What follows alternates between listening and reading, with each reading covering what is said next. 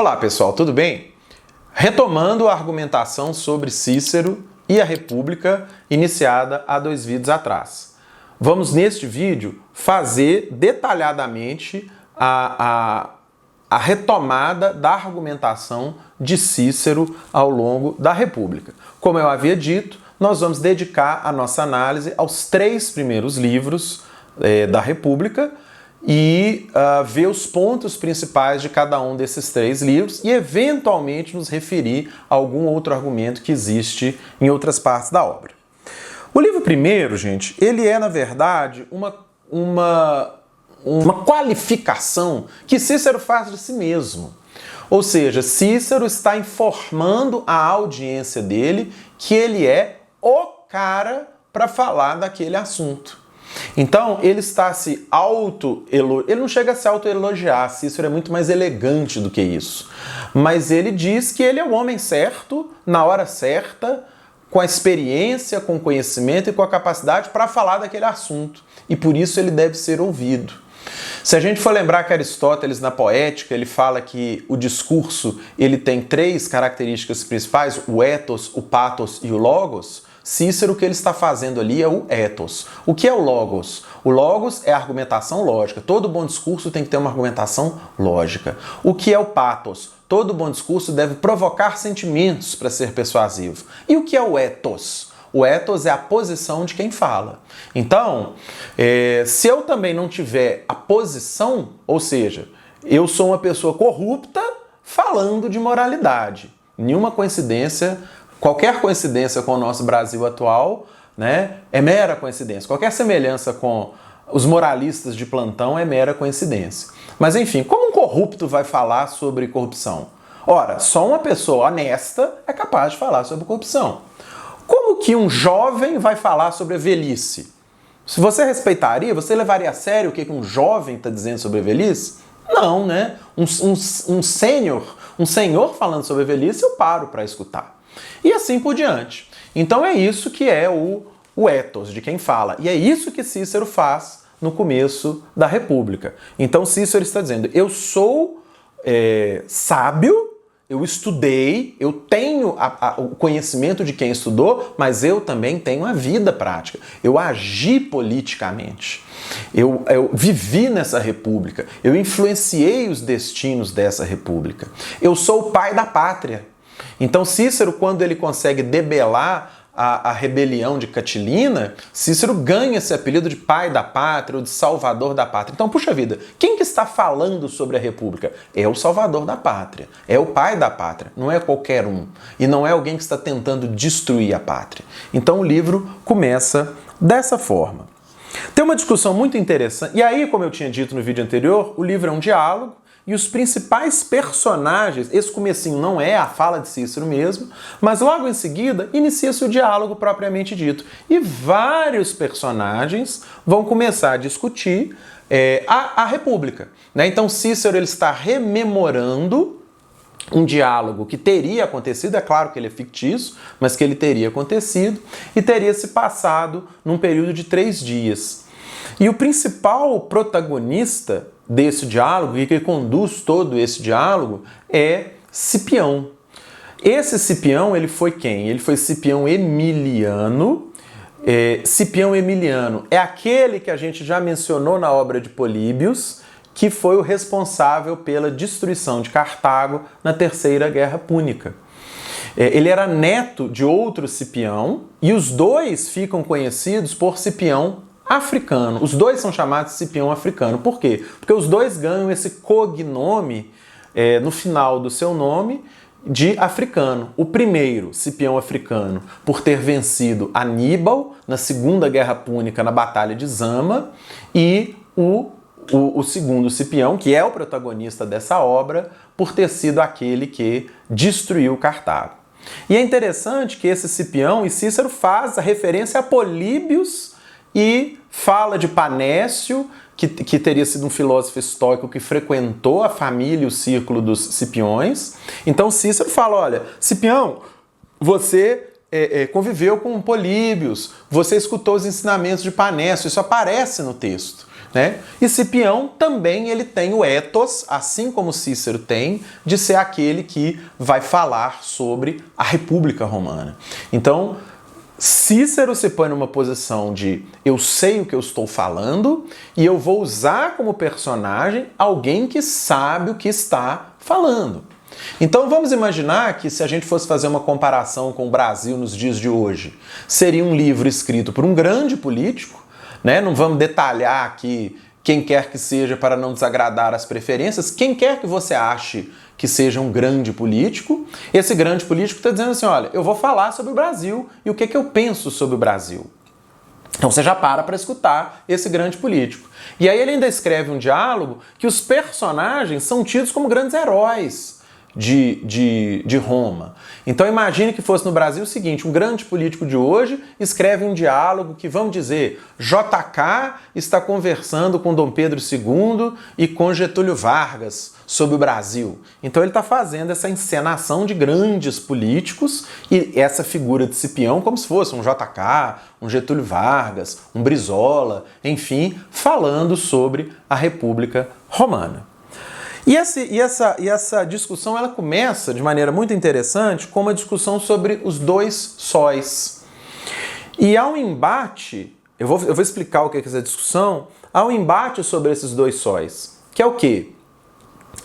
Vamos discutir os assuntos mais importantes, é isso que está sendo conversado ali. Vamos discutir os assuntos mais importantes.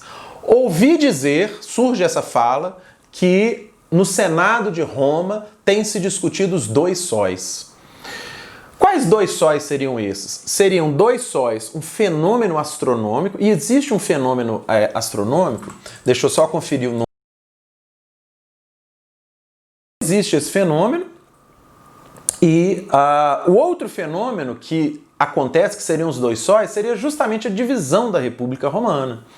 Porque é um período em que o poder está em disputa, já há uma distorção completa das instituições romanas a partir do chamado primeiro triunvirato, composto por Crasso, Pompeu e César, e essa divisão entre dois sóis é uma analogia óbvia, né, de aqueles que querem dilacerar o poder e as instituições romanas. Então a discussão é a seguinte, nós vamos falar desses dois sóis, né? Ou seja, das coisas divinas, das coisas cósmicas, das coisas do astro, esses fenômenos, ou os dois sóis da vida humana. O que é mais importante? Falar dos astros, olha só, a referência aos gregos, falar do que os gregos falavam, falar do ideal, ou falar aqui do real e da política. E óbvio, como eles são romanos, a decisão é falar sobre a política. Muito bem, então assim encerra-se o primeiro livro e no segundo livro Cícero vai falar o método de Cipião, né? Cipião ele diz que ele vai apelar à teoria, mas também vai apelar à história e essencialmente o que ele faz no segundo livro é retomar aquela argumentação de Políbios, em que ele fala as formas de governo, do dos poucos e dos muitos, as formas corrompidas e por aí vai. Ele descreve novamente essa estruturação das formas de governo. É interessante destacar que existe neste livro uma rejeição muito forte à monarquia. Então existe a ideia ali que é debatida e debelada, a gente vê que essa ideia ela é descartada ali, de que a monarquia seria a melhor forma de governo. Então há uma argumentação em favor do há analogias em favor do por exemplo, uma nave ela é melhor pilotada apenas por um timoneiro, o indivíduo é governado por apenas uma alma.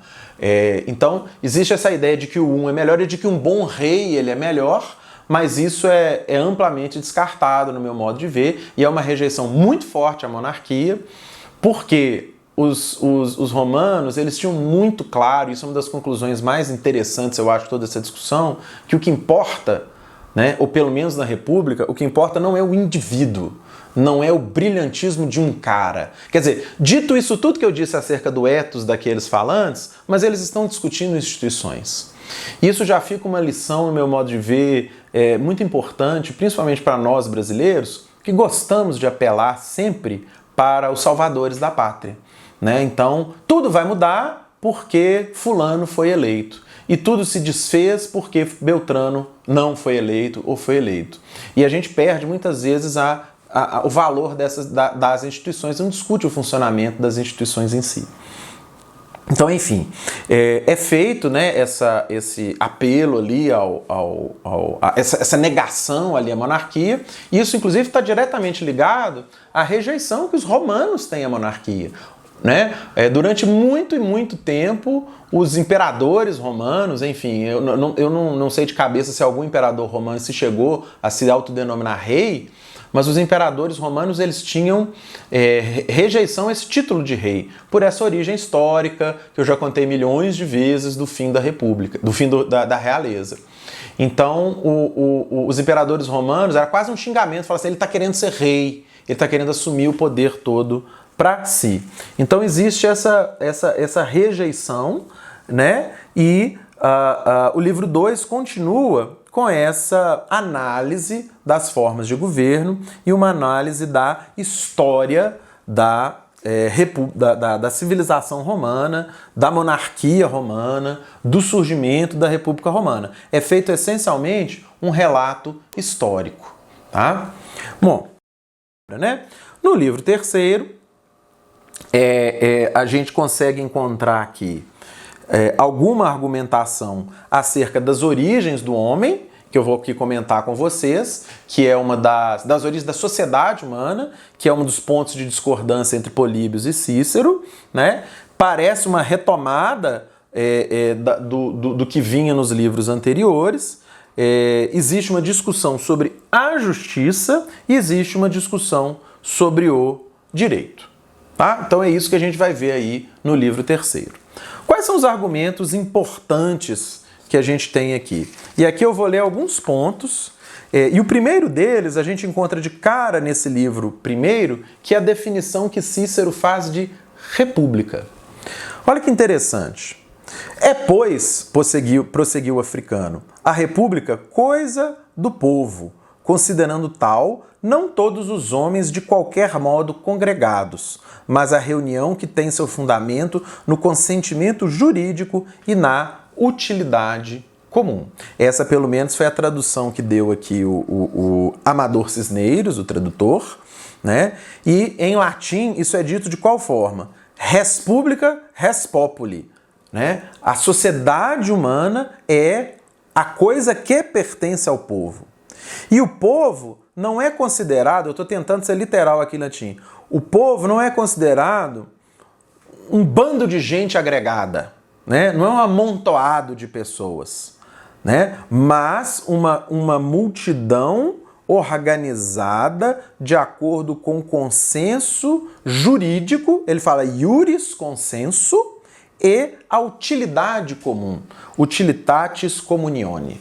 Então a república não é mero ajuntamento de pessoas, mas um pacto, olha que interessante, um pacto jurídico, né? O que é esse pacto jurídico? Não fica muito claro aqui o que é isso, mas é um pacto jurídico. A gente pode imaginar, há regras, há discussão dessas regras, há um consenso ao redor dessas regras. Então a gente tem que combinar, de alguma forma, regras de convivência visando a utilidade comum. Então não é simplesmente um amontoado de pessoas. Eu vou encerrar aqui esse vídeo com essa reflexão e nós retomamos no próximo. Mas qual reflexão? O que diferencia? Vamos pensar isso. O que diferencia um amontoado de pessoas de uma república?